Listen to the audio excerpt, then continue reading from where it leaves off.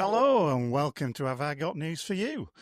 I'm your special guest presenter this evening, Boris Johnson, and we'll be running through Tuesday night's derby game, obviously the clean sheet record that's upcoming as we're chasing down the 1953-54 Port Vale side, tonight's game versus Norwich, and finally we've got flags allowed for Sheffield United. So, without further ado, joining me today, we've got Simon Evans grinning like an idiot somewhere in Miami. Daz Bentley's with us again, and good old Chris Bodes.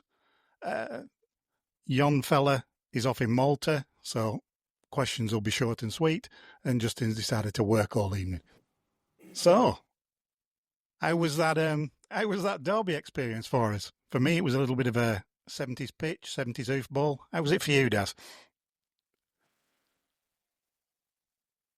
Grim would be the two adjectives I'd use. It was never going to be an easy game, was it? Never going to be an easy game against a side that's battling for their lives.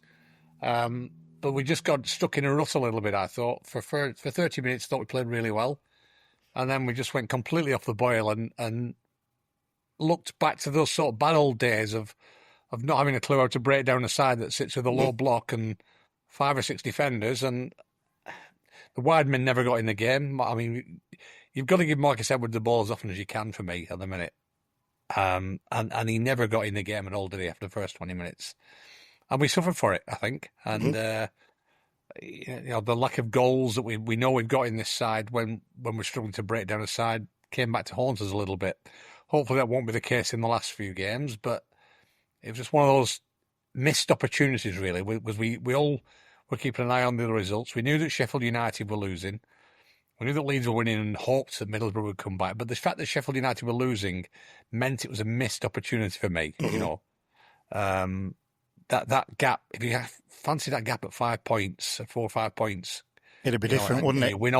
You win on Friday night ahead of Sheffield United playing. You can really start applying pressure then. So, missed opportunity for me. But listen, the unbeaten run goes on, another clean sheet, a lot of positives in that respect. But tougher tasks ahead, I think. It's going to get a bit nervy, isn't it? Exactly, isn't it just? I know you were complaining on our WhatsApp chat, Chris, about the pitch in particular. What else did you feel was going wrong on Tuesday night? We're saying it's a very, very modern day problem, is it? You don't get pitches like that. But then you look back and some of these pitches that we have seen at Deepdale and on Tuesday night, these are clubs that either haven't been in the Premier League or they haven't been for a bloody long time. So they haven't they haven't put the money down for these newfangled pitches. We don't get games called off on anymore. So it was very much it was a step back in time, to the baseball ground. I half expected Ted McMinn to be putting the ball outside the quadrant, trying to take a corner and get the fans all foaming at the mouth, that sort of thing. But yeah, it started ever so well. It's just that case of like we needed to kill them in that first 30 minutes or so, and then once they started, they turn you around, they put it in behind, and I say we can't moan because we've done it for the thick end of a decade. But it's tough to contend with at times. Yates is a handful, and it was one of those. You put the long throw into the mix, and corner kicks, and making you defend, which not a lot of teams have.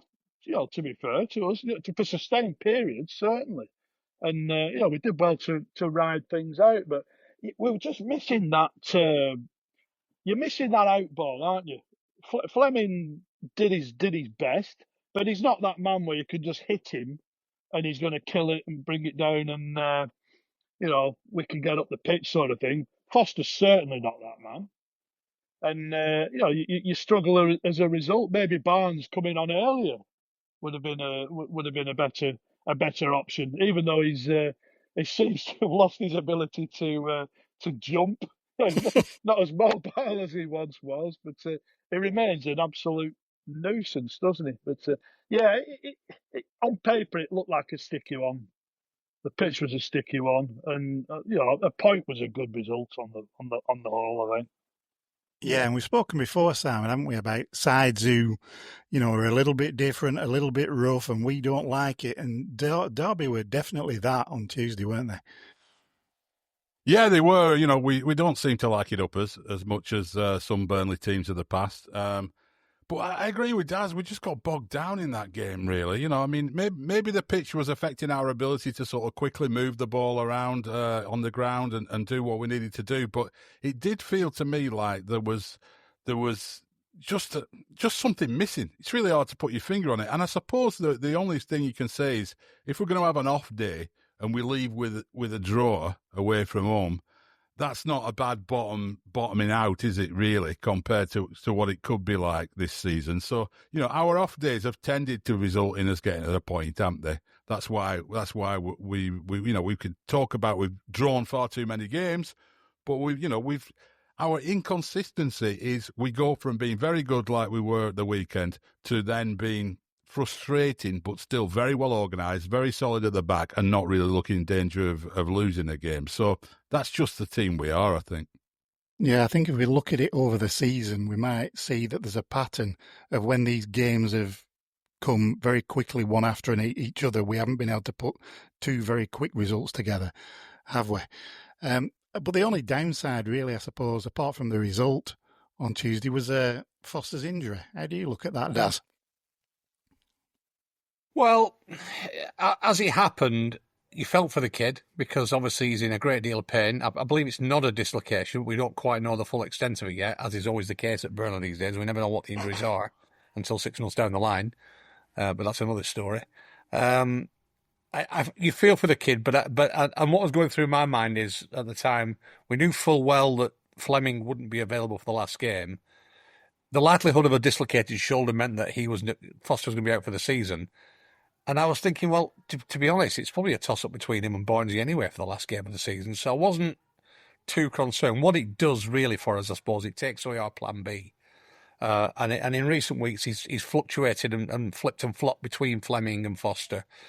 Fleming's going to have to be the man now, isn't he? To take us to the last game, he's going to have to be the man. Which is not a bad thing. He's scored the goals and he leads the line and he holds the ball well, I think. I think he's a better option than Foster, personally. People will know I'm not Foster's biggest fan. So it's a loss, but I think it's a culpable loss as long as Fleming stays fit. And the trick for now, for me, is getting to that last game with a cushion. And then we come back again to the Sheffield United game. We're 2 points clear of Sheffield. We can go 5 clear on Friday. They might pull that back to 2 again at Plymouth, but they might not, because Plymouth is a real sticky one for them, I think. And we'll come on to that in a minute in terms of the fixtures that we have left. But having a cushion going into that last game, I think, is going to be crucial now, because we're clearly going to be missing 2 strikers on the day. We know we're not a free scoring side. So he's got a real dilemma on his hands, I think, on that last day. And the only thing he can probably do is play Barnesy up front against a Millwall side who we're all, I kind of hope, will fizzled out by them, because they're sort of hanging around the playoff picture like a bad smell at the minute. And they might well just sneak in, they might well not. There's probably 3 or 4 contenders. So there's a lot in the air there. But going back to your question, Foster being injured is a big blow for us, I think, because it takes away an option. But I think Fleming's a better player anyway, so I'm not inconsolable about it. Let's put it that way. Yeah. Parker's been saying that he pretty much has a full squad at his disposal. So knowing that, who do you think comes into the reckoning a little bit quicker than they may have done if it hadn't been for Foster's injury? I mean, purely looking at that final game, if Fleming's going to be missing, and I was looking, the way they defended against us down there, the last team to beat us, of course, about 6 years ago, and Sheffield, was the same the other night against Millwall, where they force you wide, and they're happy for you to cross it because they can, they've got a goalkeeper, say Lucas Jensen, who was at Burnley, and centre halves who edit kick centre halves who were just, like meat and drink to him, to be honest. So it may be that he plays one of his, like a Sarmiento, as the forward against Bill. I mean, that's a long way away in the future. We don't know what the situation is going to be, but I have to be honest, I was looking at the free agent list before and I'm wondering, can we get someone in and give them like a intensive training regime and see if they can feature in the last couple of games? And there's not a great deal. You're talking at Kevin Diego Phillips. Costa. Diego Costa's sort of like the marquee name, and he's like as old as my dad, sort of thing. So you're a free agent at this time of the season. You're a free agent for a reason, aren't you? Exactly. So yeah, I'd say he'll stick with Fleming in the meantime, I think. But I won't be surprised if he plays, sort of maybe even shifts Edwards into that central role, and whether he plays Koleosho or Sarmiento, I think he might just sort of opt for a tricky front three on the final day. Would you be opting for a tricky three, Simon? Well, there's not much option, is there? Not going to be much option, really. I mean, we don't know. We don't know with the fitness of certain players, but Brownhill's been playing almost as a striker, as I said the other week. He's so far forward, so you could maybe for that one do Hannibal playing in the Brownhill role and just push Brownhill forward a little bit and have him playing, with the two wingers either side of him. He's not going to be a target man, but if he gets in the box, he scores goals for us, doesn't he? Timing of his runs, though, Simon, isn't it? He gets in he times it. That's where he gets his goals, Brownie, rather than being the further forward to start with, I think. Yeah, that's true. Yeah, but false nine, a proper false nine, because that it would have to be. Yeah. Yeah, but he's the nearest. We've talked about how we don't have a Predator or an Andy Payton. He's actually the nearest we've got to something like that, isn't he? Somebody who can just get us. Yeah, exactly. I think you're on mute, Daz.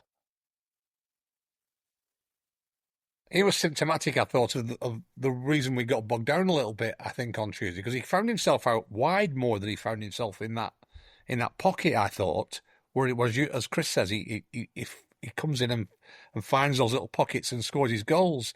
And the fact that he was ending up wide took away a lot of our attacking nous, I thought.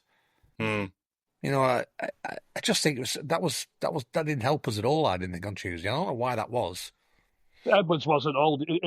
He was drifting a lot more than we've seen, hasn't he? Because he was quite. I think Forsyth had done a decent job on Edwards, hadn't he, on the whole? And he was sort of looking for space inside, popping up on the left as well. And it probably ended up with Brownhill just sort of drifting out there to fill a hole, really. Well, we ended up with both our wingers on the same side quite a few times as well, didn't we? And then you've got Perez tucking in as well, haven't you? Yeah, so it's getting quite a congested spot, isn't it? Overloading massively. So, but we were searching for stuff, weren't we? Because it weren't clicking. So you start doing things like that when it's not clicking. So, I don't know. I think we just got to forget that one. It's back to the turf and hopefully back to the kind of form we showed against Coventry, really. And just start with that positive frame of mind, because that was just one of those games that you get during a season, and especially towards the end of the year. I mean, if you think back to some of our other promotion campaigns over the years, even going back to like the dark days, there were always like a frustrating away draw or two thrown in there, weren't there? When you thought you were on a run, you go and. I remember going up to Carlisle to celebrate the league, promotion, and that ended up being a frustrating occasion, didn't it? So you look at the away form in '94. We struggled to win an away game all season, didn't we, in the green and black? And we found a way to get over the line. But we've had more than our fair share of slightly frustrating draws, haven't we? We're one off the league record of Blackpool's from 74-75 of 14 nil-nils. And the other record that we're chasing down, because we like to do this, don't we, when we've had a bit of a shit ace, we like to console ourselves about how defensively superior we are to any team that's ever existed in the known universe. So we're now coming up towards Port Vale's. We're one game off equaling Port Vale's record from the 1953-54 season of 30 clean sheets. How do we rank that as an achievement in this particular record-breaking season, Daz? Talked about it many times, haven't we? It Yes. is astonishingly good. Potentially the greatest defensive unit we've seen in Football League history, which is mad to speak about. It is, isn't it? Well, that Port Vale side were I think it'll come on Friday. I genuinely think it'll come on Friday. And they wore cloth caps as well. Not quite as good going forward as the 55, 56 Port Vale side, but still pretty decent. Neil Aspin were playing for them still, weren't they? But it's been the bedrock, hasn't it? It's been the bedrock of all our success this season and you hear it from other clubs about how Burnley are this sort of dull, sort of sidewinder team, which we are a little bit at times. But it's built on a defensive bedrock that has been incredible. And we're going to need that in the last 5 games, aren't we? Because we're not going to be free scoring, I don't think. It's going to get very edgy and very nervy now. Mm-hmm. Clean sheets are going to be integral. And you come up against Josh Sargent on Friday, who seems to be banging form now for Norwich. So, but everything that's been thrown at Esteve and Egan Raleigh in particular, I don't want to miss out the full backs because they've been integral. But everything's been thrown at those 2 centre backs and Trafford. They've dealt with it all impeccably well this season, and we've just got to keep our nerve, I think, at the back and pray that we crab the odd goal here and there that gets us over the line. Exactly. And looking towards tonight's game, Chris, how do you fancy us against Norwich? I say they're a strange side, aren't they? They've got very capable players. Signs we mentioned Sargent. But they've only won 1 out of 7. They've had 2 clean sheets on the spin at home, but they've lost at Plymouth recently. I believe, I still speak to the couple of lads down there, the papers down in East Anglia, and they're playing better. They restricted Sunderland. Sunderland didn't have a shot on target all night the other night. Really, a lot more intensity, pressing better, more organised in the press. And so much so, enjoying control over the game that the centre halves were playing in Sunderland's half, which could be good. If you want to let Shane Duffy play in our half, I dare say we might have some fun in behind him. So it might be one of those we try and draw them onto us and try and kill them on the break sort of thing. But they're not to be taken for granted, but Barnes will have the lowdown on them as well. I'm sure he'll have. What was the old saying? He used to say, I'm sure he'll have handed over the dossier on his former teammates to Sean Parker, and we'll have their number, I think. Not sure Barnes has seen many dossiers in his time, mind you. Apart from that traitors one, yeah. And they've only won a couple away from home since September. Sound, I know you're quite a Sargent fan, aren't you? What's your take on Norwich? Yeah, Sargent's an interesting one. He's been in a decent run of form. He is in contention to be the starting centre forward at the moment in the pecking order for the US at the World Cup. He's got a bit of competition there, and so he needs to keep on it. But he's been impressing people. There's a lot of stories that clubs in the higher levels are looking at him. And, he's a busy sort of striker, isn't he? He's like one of them who will get round the back and run onto a ball. He reminds me a bit of Rooster, who we had at the Turf. He's that sort of Kevin Russell sort of type. But he shouldn't be causing our boys too much trouble. But he's the kind of, if you do give him a bit of room in the box, he'll punish you. But they are where the league table doesn't lie at this time of year, does it? I think earlier in the season you could say that certain teams were maybe a bit, they shouldn't be down there and they shouldn't be up there. Certain teams were in the playoffs that were never going to stay there. Not saying any names.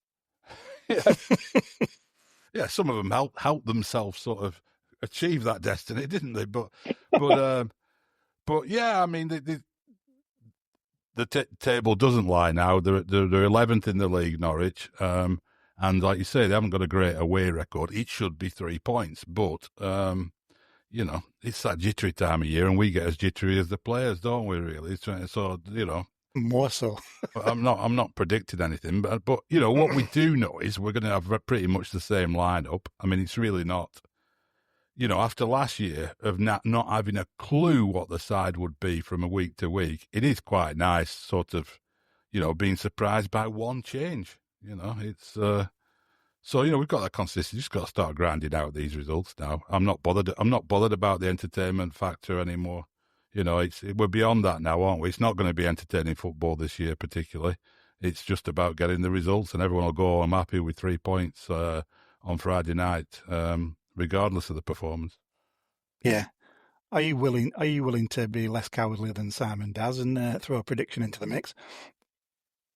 I think we'll win. I think we'll win the game. The danger comes with Norwich in that they're one of those sides that, what are they, 8-9 points out of the playoffs now? They really haven't very much to play for. They probably are very much in last chance saloon on Friday night, aren't they? That a win is everything for them. It wouldn't probably get them in the playoffs, but it's the only thing that gives them a hope of it. So that's the only danger I can see. I think we'll win the game. And I think that the incentive of going 5 points clear of Sheffield United really has to be such. I mean, you'd pin that on the dressing room door, wouldn't you? You'd pin a league table with your 5 points clear of Sheffield United on the dressing room door on Friday night and said, there's the carrot, lads. Go for that. And I'm going to give you a nice bit of optimism now. And I looked at this. I mean, I looked at this earlier in the week, and I just kind of look at these. You're down to 5 games now, so you can start looking at these kind of permutations, can't you? I love the fact that Sheffield United have got to play 4 teams in the 5 games that have got something to play for. Obviously ourselves, but Plymouth, Cardiff and Stoke all battling against relegation. We've just seen us at Derby struggling against a side who's fighting for their lives.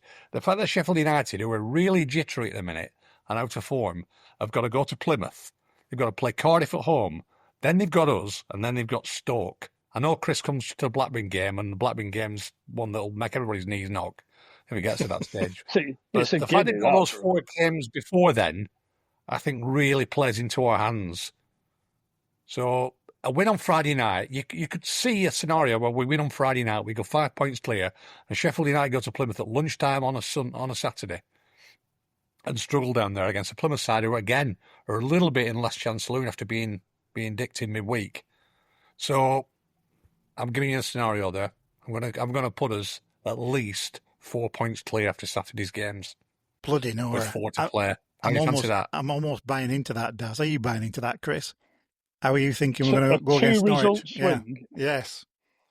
I'm one of those. I think, at this stage of the season, it just doesn't matter.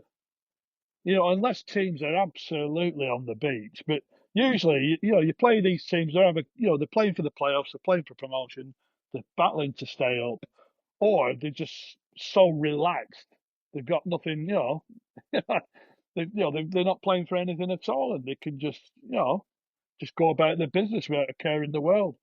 That's the danger on Friday for me, Chris. That's the danger on Friday for me. Exactly. Some are playing for, some lads are playing for contracts. Can you still, tick a box in the manager's mind for next season, etc. It don't matter. They've got good, talented individuals, Norwich, but so have we. And I just think, so that scenario, that little, let's put pressure on Sheffield United. We've shown enough times this season the mentality's spot on, and I think they'll, the professionalism's been spot on, and they'll go out and deliver because they know they have to, and they've not let us down this season. Yeah, I'm a big sucker for stats and history on this type of thing, and here's one for you. They've only won one of their last 20 away league games against Burnley, drawn 4, lost 15, failing to score in 14 of those matches at Turf Moor. Bending incoming. It's a long way from Norwich. Yes, it is, isn't it, on a Friday? Yeah. Tonight won't be too pleasant for them. So, right, so moving nicely on, as we've now determined that it's a guaranteed 3-pointer in the bag. What do we think about, I've just noticed that apparently we've given the announcement that for Sheffield United we're going all out and we're allowing flags on Turf Moor. Bring your own flag day. or whatever it's going to be called. What's our... Not just official ones from the club No. shop. No, bring any old flag. Any old shit. Let me cut in there, Woody. Go on. Maximum 3 foot by 2 foot. Let's not get carried away here. We're not talking like Everton Bloody Street here. Everton Park End. It's not a T4 then. No, so we can't We're basically... talking maximum 90 centimetres by 60 centimetres.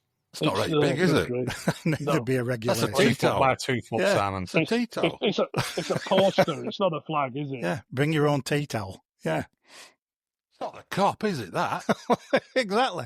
It's hardly unfurling John Bond is a wanker all the way along. That's a few... It's going to take a few... Marmalised Milan, is he? Yes. So that's slightly disappointing, isn't it? Oh, well. Just let nature take its course. So that when Burnley fans know the drill, don't they? When they're required, to get behind the boys, they will do, and they'll, if they need their help, they'll certainly give it them in spades. And that's Sheffield. It's the strange thing, is it? Being a Burnley fan, when you're expected to win, is a strange experience. It's because so often in my, say 40 odd years supporting Burnley, you've been the underdog, and Burnley loves being the underdog. Kick one of us, you kick us all. And but when they're needed, the support will be absolutely there. Yeah, I mean, the problem sometimes with these special event type things, if you suddenly, let's say they do give out claret and blue like little flags, right? Which they probably are going to do, aren't they, if they're announcing that, right? So they give them out to everyone, and it creates this little sort of carnival type atmosphere. I don't like that at end of season in games. I want it to be like exactly as it's been all year. I don't. Like a bear pit. Yeah, that's what you want, isn't it? You want it like every week, but a bit more intense. You don't need it feeling like a carnival. I know we'll get called up for we told them that they should let any old flag in and not just club shop ones, and they suppose they are doing that. So maybe we're being a bit miserable, but I just think they never seem to go well for me. Carnival type games, it's even worse when you've already won the league and then you've got a game. They never go well, do they? But it's just let it be normal, let it be intense, go for it, play it like every other game, because we've been doing all right like that. But I don't know, flags and drums, it's a bit of an obsession, isn't it? It's like somebody might have been sat in a meeting saying, what do we do to make the atmosphere? In fact, I think that was on the agenda of the fan advisory board, wasn't it? We've got to make the atmosphere special for Sheffield United game. We might have been, mightn't it?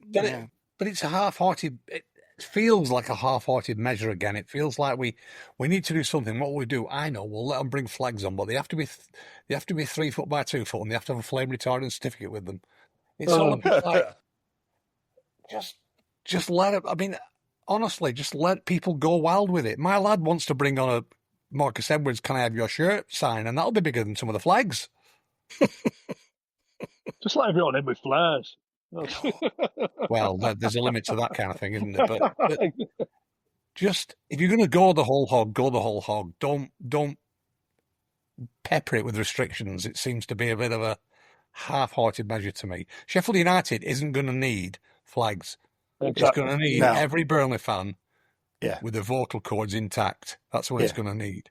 Yeah, it's about the only game you don't need a flag. But by all means, and we'll leave it there for today, do feel free to test your various flags or tea towels or whatever it may be on the gas stove for flame retardation. And before we go... Keep Lardy. Exactly. Before we go, we've heard a little rumour that somebody's making up the rather sizable 6-0 this weekend, Darren. So we'd like to wish you a very happy 60th. Yeah, that's true. Thank you very much. Yes. It coincides perfectly with the final day of the Masters. I thought about that a couple of years ago. I'd have been out in Augusta this weekend, but I'm not that clever, so I'm sat here watching on telly with a couple of cans of cider. Have you got your bus pass? I'm 60, not 65, Chris. So I thought you got him at 55. Well, yeah, was.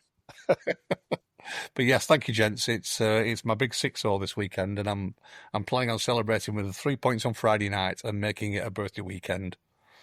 Well, we hope you enjoy it, and to everybody else out there in Claret Land, we hope you have a fantastic weekend as well, and up the Clarets. fucking 60.